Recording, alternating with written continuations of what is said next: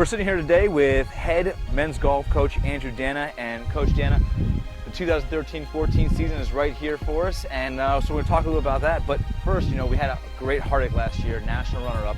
How does the team move on from something like that and try to succeed this year?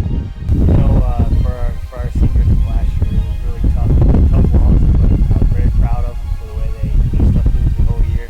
And it was an unbelievable run, and they deserve all the credit for what they accomplished last year. It was a truly remarkable season, despite the heartache. And I think for this year with our returners, the message kind of stays the same, that each tournament is an opportunity to excel and get better at your craft, which is again golf.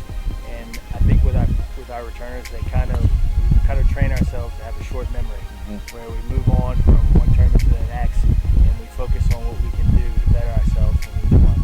It's consistency, I think, because as I said, we've definitely got the quality, to win a national championship, but our downfall in the fall was only, 3 guys out of the 5 played well when we went to tournaments, and it's crucial to have 4 or all 5 guys playing well when you're at a tournament if you're going to win the tournament. So it's just about all of us getting consistent and all playing well at the same time.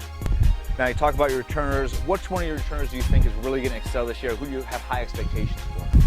I think our 2 returners from our national championship squad that made the squad that played in the tournament, Ernesto Ventiennes and Jose Miranda, have come along pretty well so far. This fall, they played pretty good in all our tournaments, and going into the spring, playing well. They both played well in tournaments representing their country over the winter break, and I think we'll use those experiences to kind of give them a good spring. Now, you've only had 3 new guys coming in this year. Talk about these guys and what, talk about who is going to be really the impact players from these. Well, we have Elliot Whitley, Keith Green, and Martin Cancino are our newcomers. Elliot and Keith were both junior college All-Americans last year. Elliot from New Mexico Junior College, and Keith from right up the road at Brevard Community College, or Eastern Florida State Community College.